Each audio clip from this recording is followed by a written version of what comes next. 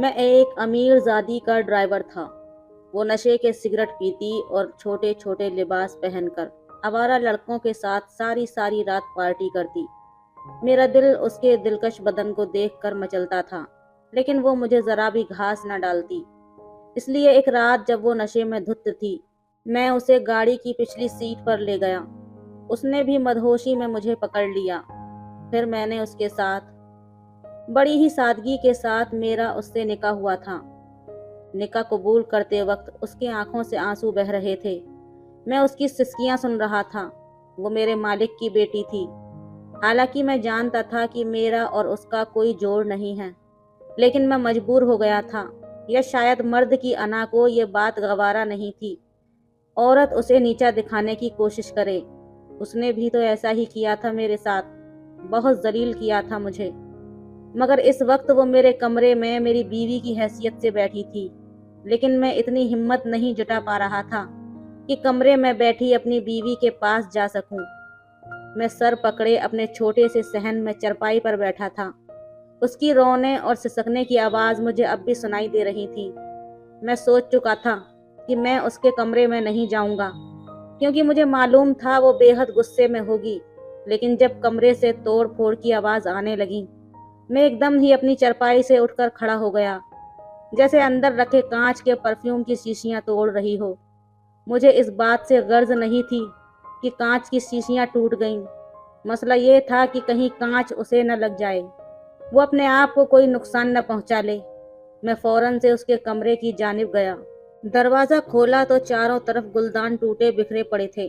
पूरे कमरे का वो हशर बिगाड़ चुकी थी। मुझे नफरत और गुस्से से देख रही थी। मैं जैसे ही आगे बढ़ा तो कहने लगी, खबरदार फारूक, खबरदार, जो तुमने एक भी कदम मेरे जानिब बढ़ाया तो मैं तुम्हें जान से मार डालूंगी। मैंने उसकी कोई बात नहीं सुनी, क्योंकि मैं जानता था कि वो कुछ नहीं कर सकती। जैसे जैसे मैं कदम आगे बढ़ा रहा था, टूटे हुए कांच मेरे जूते से और भी किरच किरच हो रहे थे। वो अपने कदम पीछे ले रही थी, बार बार यही कह रही थी कि मेरे पास मत आना। लेकिन मैं उसके करीब पहुंच चुका था। उसका हाथ पकड़ लिया। जहां वो खड़ी थी दीवार बिल्कुल उसके करीब थी। उसका हाथ पकड़कर मैंने दीवार पर लगा दिया। मेरी मजबूत गिरफ्त से वो अपना हाथ नहीं छुड़वा सकती थी। उसकी रोई रोई गुलाबी आंखें मेरे दिल के तार हिलाने लगीं। मैंने कहा, ये क्या हरकतें कर रही हो, होश में तो हो। वो कहने लगी, मुझे नफरत है तुमसे। मैंने कहा, रूबी मेरी बात सुनो। लेकिन वो चिल्लाकर बोली, कहने लगी, खबरदार, जो तुमने मेरा नाम भी लिया। बीबी साहिबा बोलो मुझे, अपनी औकात मत भूलो। एक मुलाजिम हो तुम, अदना से मुलाजिम। तुमसे निकाह करना मेरी सबसे बड़ी मजबूरी थी, समझे। वही गुरूर, वही घमंड जिसने मेरे अंदर आग सी लगा कर रख दी। मैंने उसके हाथ को जोर से दबाया था। वो करहाने लगी। मैंने कहा, बस बहुत हो चुका। बहुत याद दिला दी तुमने मुझे मेरी हैसियत। आज मैं तुम्हें बताता हूँ कि तुम्हारी हैसियत क्या है। अब तुम रूबी औरंगजेब नहीं हो, तुम आज से मेरी बीवी हो, एक गरीब अदना ड्राइवर की बीवी, समझी। चाहे तुमने मुझे मजबूरन अपनाया हो, लेकिन निकाह तुमने मुझसे किया है। अगर मजीद तुमने कमरे में तोड़ फोड़ की तो निकाह का मतलब तुम्हें बहुत अच्छे से समझा दूंगा। मैं बहुत गुस्से में पहली बार उसकी आंखों में आंखें डाले उससे बात कर रहा था। आज तक न मैंने कभी उससे इस लहजे में बात की थी, ना ही कभी उसकी आंखों में यूं देखा था। कुछ देर के लिए ही सही, लेकिन वो चुप हो गई थी। मैंने उसका हाथ छोड़ दिया, अपना गुस्सा जब्त करने लगा। मेरा तनफ्फुस बुरी तरह से बिगड़ने लगा था। मैं उन मर्दों में से हरगिज नहीं था जो गुस्से और जलाल में रहते हैं। मेरा तो ये हाल था कि नौकर क्या और नखरा क्या, बहुत कुछ सहना पड़ता है हम लोगों को। ये गरीबी इंसान को सबसे पहले सब्र ही तो करना सिखाती है। बहुत बदतमीजी बर्दाश्त की थी मैंने इस लड़की की। मैंने उसे वहीं छोड़ा और कमरे से बाहर निकल गया। बाहर सहन में बिछी चरपाई पर लेट गया। मेरा सर पूरी तरह से दर्द कर रहा था। गुजरती जिंदगी के लम्हात मुझे याद आने लगे। मुझे याद आने लगा कि अपने अब्बा की वजह से जब पहली बार औरंगजेब साहब के घर ड्राइवर की नौकरी के लिए गया था, मेरे वालिद बहुत बीमार रहने लगे थे اور میرے باپ کے علاوہ میرا کوئی دوسرا نہ تھا۔ والدہ پہلے ہی انتقال کر چکی تھیں، بہن بھائی کوئی تھا نہیں۔ والد کی بیماری کی وجہ سے مجھے اپنی تعلیم کا سلسلہ بھی چھوڑنا پڑا۔ سفید رنگ کی وردی پہنے اپنے والد کے سیٹ کے سامنے میں با ادب کھڑا تھا۔ وہ شخص پینٹ کوٹ میں ملبوس تھا، منہ میں سگار رکھے مجھے بڑی غور سے دیکھ رہا تھا۔ کہنے لگا، ڈرائیونگ لائسنس ہے تمہارے پاس؟ میں نے کہا، جی صاحب، لائسنس ہے میرے پاس۔ ابا نے گاڑی چلانی سکھائی تھی مجھے، اور لائسنس بھی میں نے بنوا لیا تھا۔ کہنے لگے کہ نور محمد کو میں نے اپنی بیٹی کے لیے رکھا تھا، نہایت ہی سیدھا اور شریف انسان تھا، اور تم نوجوان سے لڑکے ہو، اس لیے میرے لیے فیصلہ کرنا مشکل ہے کہ میں تمہیں روبی کا ڈرائیور رکھوں یا نہ رکھوں۔ مجھے اس وقت پیسوں کی بہت زیادہ ضرورت تھی، اور میرے پاس فی الحال نوکری بھی نہیں تھی۔ میں نے کہا، صاحب جی آپ بے فکر رہیں، آپ کی عزت میری عزت ہے، میری رگوں میں بھی نور محمد کا ہی خون گردش کر رہا ہے۔ مر جاؤں گا لیکن کبھی بھی آپ کے ساتھ دھوکے بازی نہیں کروں گا۔ آپ بے فکر رہیں، آپ کی عزت کی طرف آنکھ اٹھا کر بھی نہیں دیکھوں گا۔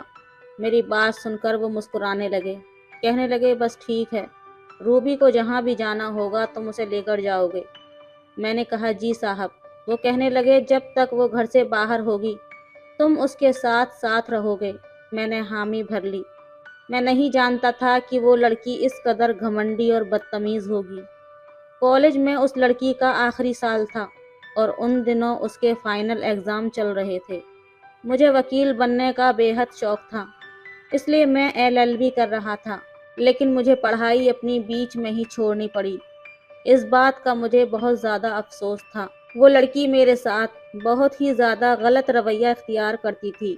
ایک بار میرے ساتھ کالج سے واپس آ رہی تھی، کہنے لگی، آئس کریم پارلر پر گاڑی روکو۔ میں نے گاڑی روک دی۔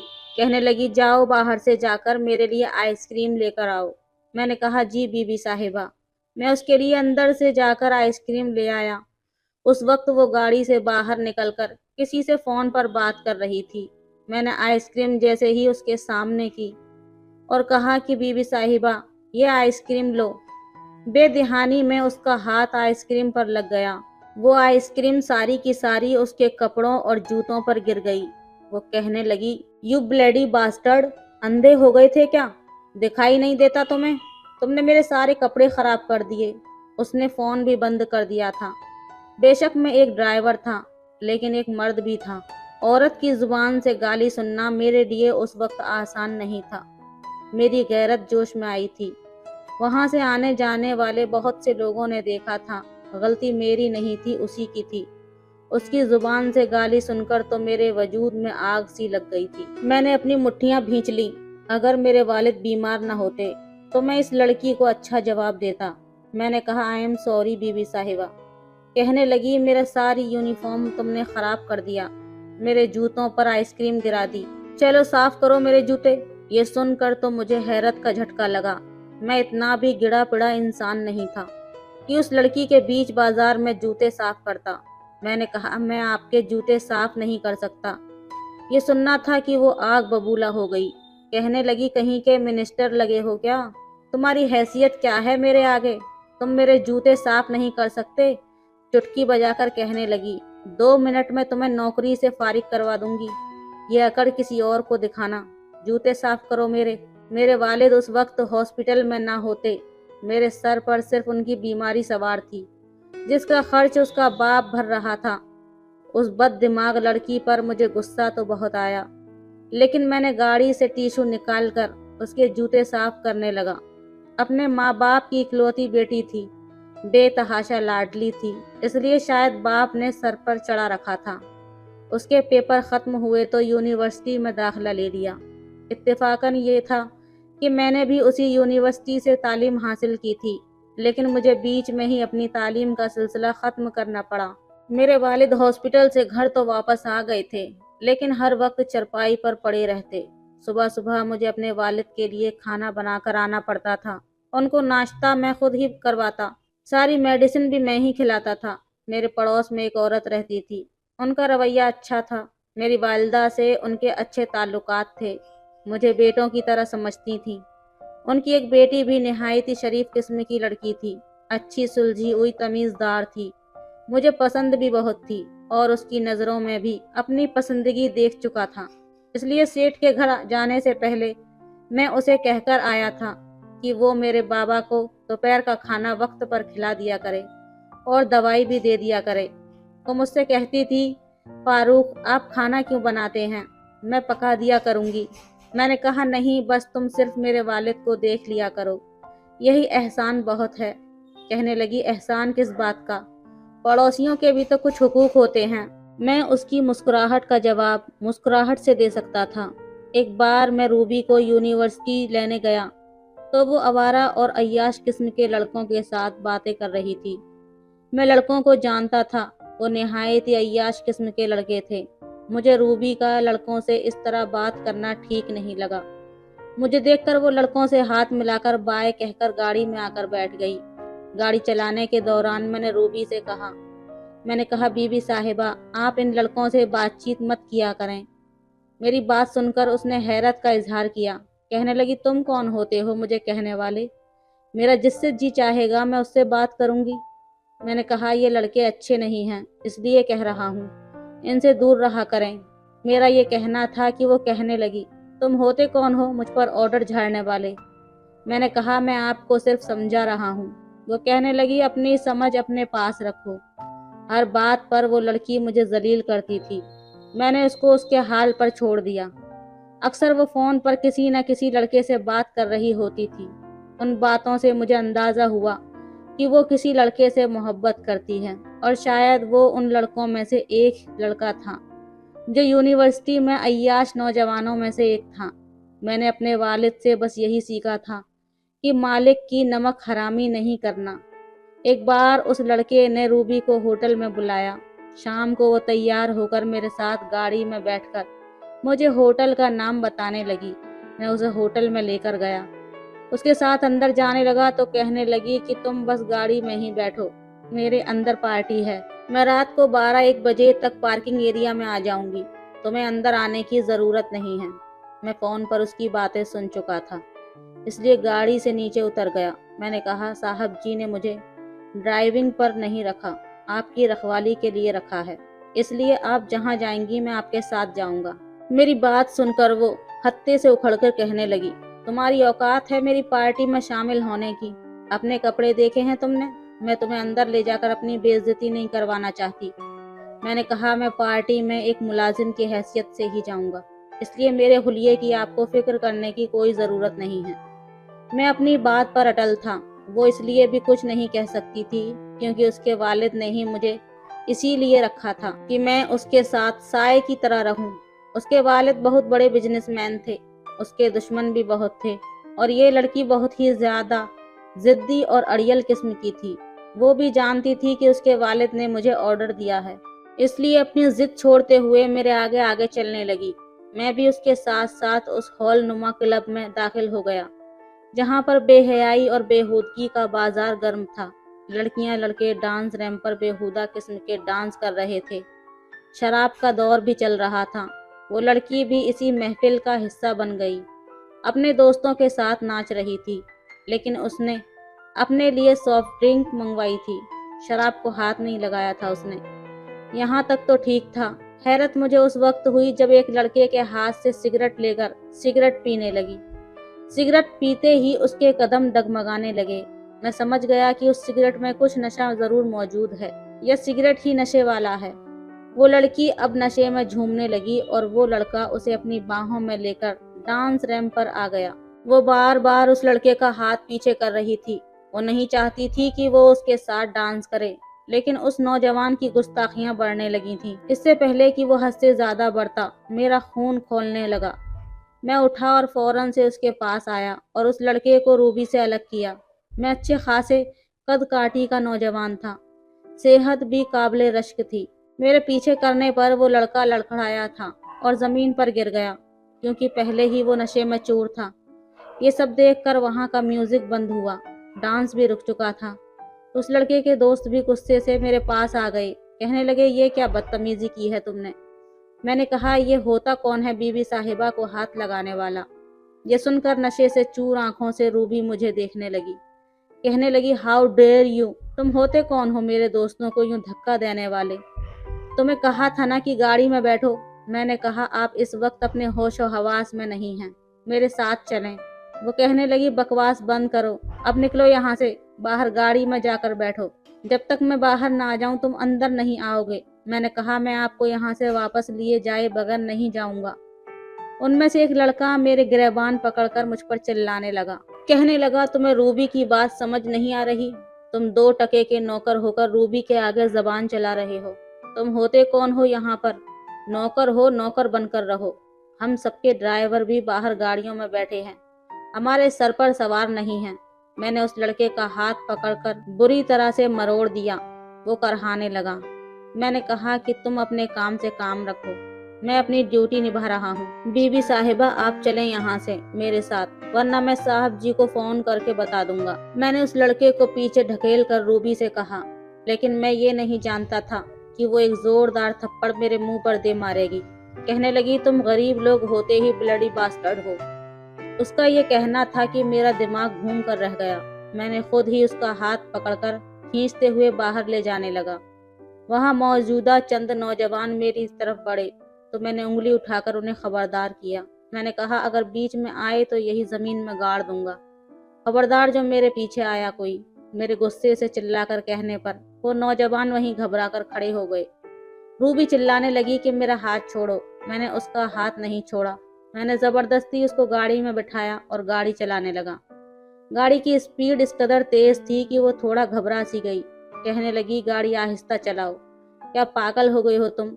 एक्सीडेंट हो जाएगा, खुद तो मरोगे, मुझे भी मरवाओगे। देखो, मैं तुम्हारी शिकायत बाबा से कर दूंगी। मैंने कहा, चुपचाप बैठी रहो। एक लफ्ज तुम्हारे मुंह से निकला तो मेरे गुस्से को देखकर वो चुप हो गई। घर पहुंचते ही मैंने उसका हाथ पकड़कर उसको गाड़ी से उतारा। इत्तेफाक था कि साहब लाउंज में ही बैठे थे। बेगम साहिबा भी बैठी थी। मैंने रूबी को सोफे पर ढकेल कर बिठाया। ये देखकर साहब और बेगम साहिबा दोनों खड़े हो गए। मुझे गुस्से से देखने लगे। कहने लगे, क्या बदतमीजी है ये, तुम क्या कर रहे हो मेरी बेटी के साथ? मैंने कहा, साहब जी, आपकी बेटी नशे के सिगरेट पीती है, लड़कों के साथ बेहुदा डांस करती है। ये सुनकर साहब ने रूबी की तरफ गुस्से से देखा। वो अब भी नशे में चूर थी, लेकिन ना में सिर हिला रही थी।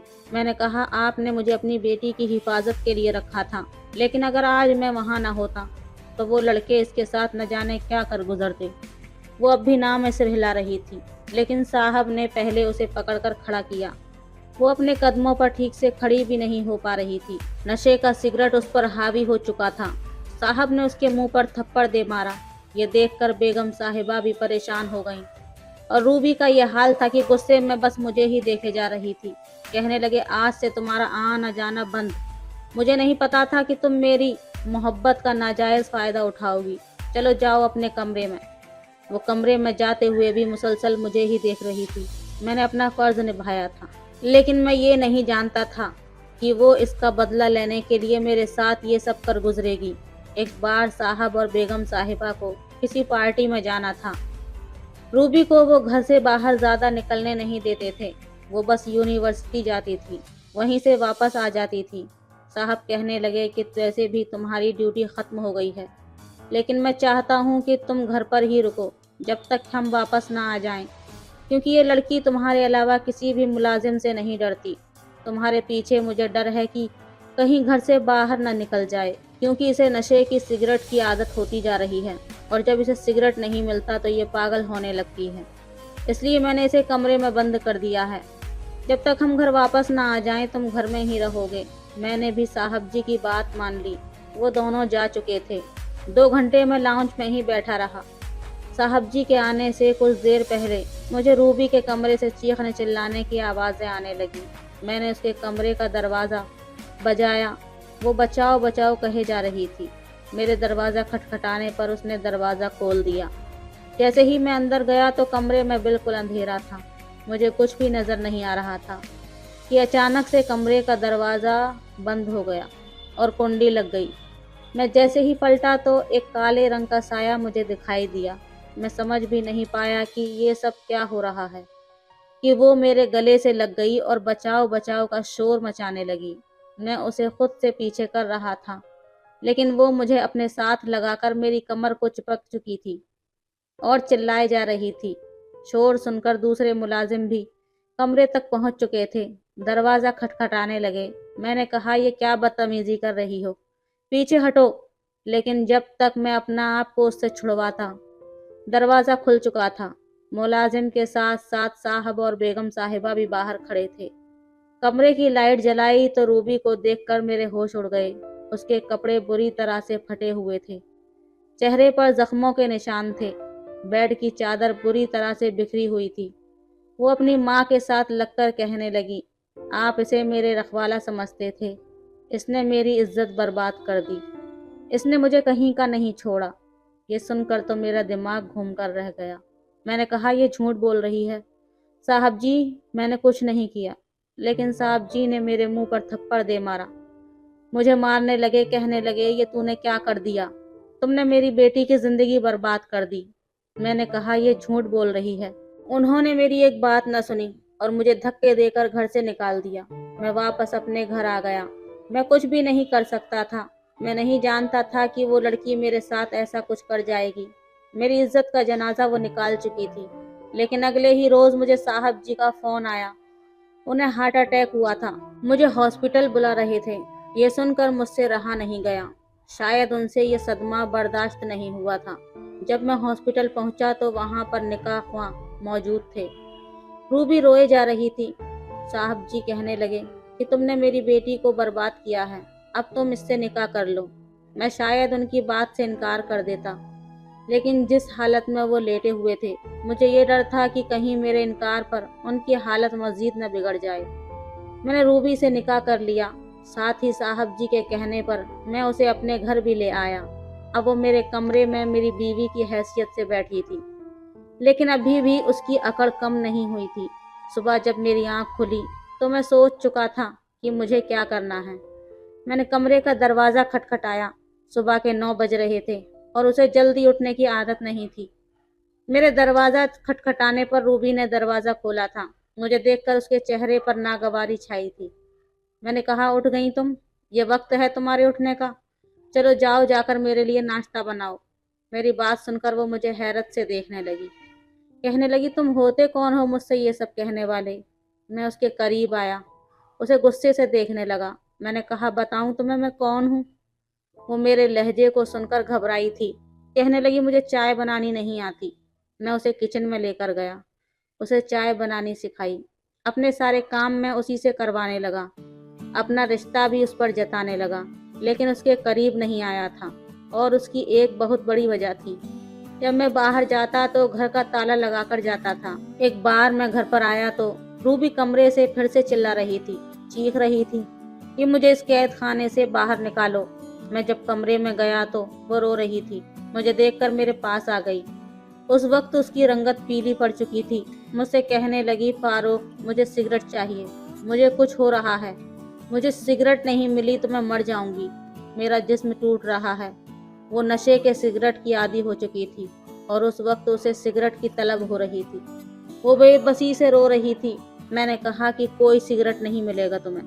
वो मेरे सामने रोने लगी, कहने लगी, मैं मर जाऊंगी। तुम्हें क्यों समझ नहीं आता? मुझे सिगरेट ला कर दो, वरना मैं तुम्हें भी मार डालूंगी। वो किसी जंगली बिल्ली की तरह से मेरी तरफ लपकी, लेकिन मैंने उसके दोनों हाथ थाम लिए। मैंने कहा, खुद पर तर्स नहीं आता तुम्हें? क्यों अपनी जिंदगी बर्बाद करना चाहती हो? लेकिन वो बेइख्तियार होने लगी, फूट फूट कर रोने लगी। कहने लगी, मेरा पूरा बदन टूट रहा है, मुझे नशा चाहिए। फारूक, मुझे बस एक सिगरेट ला दो, तुम जो कहोगे मैं करूंगी। ऐसा बेबस मैंने उसे पहले कभी नहीं देखा था। लेकिन मैं उसे कमरे में छोड़कर बाहर निकल गया। उसका कमरा भी लॉक कर दिया। वो दरवाज़ा खटखटा रही थी, मेरी मिन्नत समाजत कर रही थी कि मैं उसे एक सिगरेट दे दूं। जिस दिन साहब का मुझे फ़ोन आया था, उन्होंने मुझे यही बताया था कि वो रूबी को किसी लड़के से बात करते सुन चुके थे। उस लड़के के कहने पर ही रूबी ने ये सब ड्रामा किया था, ताकि साहब मुझे घर से बाहर निकाल दें, क्योंकि मेरे होते हुए वो रूबी को सिगरेट नहीं पहुंचा सकता था। रूबी मुझसे कुछ डरती थी और घबराती भी थी। दूसरे मुलाजिम से नहीं डरती थी। फिर वो नौजवान भी क्लब में मुझसे मार खा चुके थे। اس لیے چاہتے تھے کہ میں مالک کو چھوڑ کر چلا جاؤں تاکہ روبی سے وہ نشے کی آڑ میں جو چاہے کرواتے رہیں۔ اس لیے صاحب جی کے کہنے پر میں نے روبی سے نکاح کیا تھا۔ ہارٹ اٹیک کا سارا ڈرامہ رچایا گیا تھا تاکہ روبی انکار نہ کر دے۔ جب سے وہ وہاں آئی تھی اسے سگریٹ نہیں مل رہی تھی اور اب وہ بے بس ہونے لگی تھی۔ ماں باپ کی بے توجہ کی وجہ سے وہ ایسی لت میں پڑ چکی تھی۔ جو علاج اس کا یہاں ہو سکتا تھا وہ اس کے گھر پر نہیں ہو سکتا تھا۔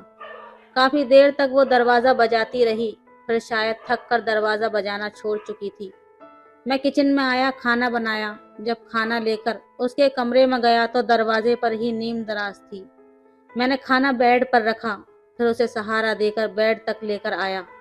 وہ کہنے لگی وہ کھانا نہیں کھائے گی۔ میں نے اس کے ستے ہوئے چہرے کی طرف دیکھا۔ اس کی پیلی رنگت، مرجھایا ہوا چہرہ دیکھ کر مجھے افسوس بھی ہوا تھا۔ میں نے کہا تمہیں سگریٹ چاہیے؟ میری بات پر اس کی آنکھیں پوری کھلی، کہنے لگی ہاں۔ میں نے کہا ٹھیک ہے، پہلے کھانا کھاؤ۔ وہ کھانا کھانے لگی۔ میں نے اسے کہا کہ اگر وہ میری بات مانے گی تو میں اسے سگریٹ لا کر دوں گا۔ وہ مان گئی۔ میں نے اس کے بہتے ہوئے آنسوؤں کو صاف کیا، اسے اپنے ہاتھ سے کھانا بھی کھلایا، اسے اس کی میڈیسن بھی دی۔ اب وہ مجھ سے لڑتی نہیں تھی۔ جب بھی وہ سگریٹ مانگتی میں یہی شرط اس کے سامنے رکھ دیتا کہ وہ میری بات مانے گی، دوائی وقت پر کھائے گی تو میں اسے ایک کے بجائے بہت سارے سگریٹ لا کر دوں گا۔ اب وہ اپنی دوائی وقت پر کھانے لگی، میرے چھوٹے موٹے کام بھی کر دیتی تھی، مجھ سے باتیں بھی کرنے لگی تھی۔ اب وہ کافی حد تک ٹھیک ہوتی جا رہی تھی۔ میں نے اسے ایک الگ گھر میں رکھا ہوا تھا۔ مالک میرے والد کا ہر طرح سے خیال رکھ رہے تھے کیونکہ ہمارے بیچ یہی طے ہوا تھا کہ میں ان کی بیٹی کا علاج کراؤں گا اور وہ میرے والد کا علاج کروائیں گے۔ میرا روبی سے نکاح ہوا ضرور تھا لیکن وہ صرف ایک معاہدہ تھا۔ مجھے اسے چھونے کی اجازت نہ تھی۔ جب وہ مکمل ٹھیک ہو جاتی تو مجھے اسے اس رشتے سے آزاد کرنا تھا۔ کیونکہ وہ مجھ سے ڈرتی تھی اس لیے صاحب جی کو لگا کہ میں اس کا علاج کر سکتا ہوں۔ میں کافی حد تک اس میں کامیاب بھی ہو چکا تھا، اس کا خیال بھی رکھتا تھا، اسے ڈانٹتا بھی نہیں تھا۔ اب پتہ ہی نہیں چلا کب مجھے روبی سے محبت ہو گئی۔ ایک رات جب میں گھر آیا تو مجھے اپنے ہی گھر میں شور کی آوازیں آ رہی تھیں۔ جب میں کمرے میں گیا تو روبی کے پاس وہی لڑکے موجود تھے۔ نہ جانے وہ گھر میں کیسے داخل ہوئے۔ وہ اسے زبردستی شراب پلانے کی کوشش کر رہے تھے اور وہ انکار کر رہی تھی۔ میں نے ان لڑکوں کو مار مار کر لہو لہان کر دیا تھا اور پولیس کے حوالے کر دیا۔ وہ لڑکے میرا پیچھا کرتے ہوئے روبی تک پہنچ چکے تھے تاکہ اسے نشہ دے کر اپنے ساتھ لے جا سکیں اور اس کے باپ سے پیسوں کی ڈیمانڈ کر سکیں، کیونکہ پہلے نشے کے سگریٹ کی آڑ میں وہ روبی سے پیسے لیتے تھے جو میری وجہ سے ان کے بند ہو چکے تھے۔ میں نے ان لڑکوں کو پولیس کے حوالے کر دیا تھا۔ روبی اس وقت بے حد ڈری ہوئی تھی، کہنے لگی فاروق تم نہ ہوتے تو وہ مجھے اپنے ساتھ لے جاتے، شاید پتہ نہیں میرے ساتھ کیا کرتے، مجھے پھر سے نشے کا عادی بنا دیتے۔ میں نے کہا میں کیوں نہ ہوتا، مجھے تو ہونا ہی تھا، تمہارا محافظ جو ہوں میں، تم میری ذمہ داری ہو روبی۔ میری بات سن کر وہ بے اختیار میرے گلے لگ گئی اور میں اس کی اس حرکت پر حیران ہوا تھا۔ کہنے لگی میں نے تمہیں بہت غلط سمجھا تھا فاروق، تم بہت اچھے ہو، میں نے تمہارے ساتھ بہت برا سلوک کیا، تمہیں نہ جانے کیا کیا کہتی رہی، مجھے معاف کر دو۔ وہ رو رو کر اپنی ہر غلطی کی معافی مانگ رہی تھی اور میں بالکل بے حس کھڑا تھا۔ کہنے لگی میں تم سے محبت کرنے لگی ہوں، تمہیں دل سے شوہر مان چکی ہوں، مجھے میرا حق بھی دے دو۔ یہ سن کر میرے ہوش اڑے تھے کیونکہ میں اپنے وعدے کا پابند تھا۔ بڑی مشکل سے میں نے روبی کو خود سے جدا کیا تھا اور کمرے سے باہر نکل گیا۔ میرے دل کی دھڑکنیں تیز ہوئی تھیں۔ وہ شریعت میری بیوی تھی لیکن میں نمک حرامی نہیں کر سکتا تھا۔ میں نے مالک کو فون پر کہہ دیا کہ آپ کی بیٹی بالکل ٹھیک ہو چکی ہے، اسے لے جا سکتے ہیں آپ۔ کچھ ہی دیر میں وہ میرے گھر آ گئے، کہنے لگے میں تمہیں منہ مانگی رقم دوں گا۔ تم نے وہ کر دکھایا جو میں سوچ بھی نہیں سکتا تھا۔ جب انہوں نے روبی کو ساتھ لے جانا چاہا تو وہ مجھے دیکھنے لگی، سارا سچ اپنے باپ کے منہ سے سن کر کہنے لگی کہ میں کوئی بے جان چیز نہیں ہوں بابا، جسے آپ جس طریقے سے چلانا چاہیں چلا سکیں۔ میرا نکاح ہوا ہے فاروق سے، मैं इसे छोड़कर कहीं भी नहीं जाऊंगी। वो कहने लगे, ये एक मुआहिदा था, तुम कैसे एक गरीब ड्राइवर के साथ जिंदगी गुजारोगी। वो कहने लगी जैसे अभी तक गुजार रही थी। उसने मेरे हक में फैसला किया था। उसके वालिद उसे समझा समझा कर वापस चले गए, लेकिन वो मेरे साथ रहना चाहती थी। औरत वफा की देवी होती है, ये बात रूबी को देखकर मुझे मालूम हुई थी। उसने मेरे खातिर अपने बाप की दौलत को ठोकर मारी थी। मैं कैसे उसे अपने दिल की मलिकाना बनाता। तो दोस्तों, ये थी आज की कहानी। कहानी आपको कैसी लगी हमें कमेंट करके ज़रूर बताएं। वीडियो अच्छी लगे तो लाइक करें, शेयर करें, सब्सक्राइब करें। धन्यवाद, धन्यवाद, धन्यवाद।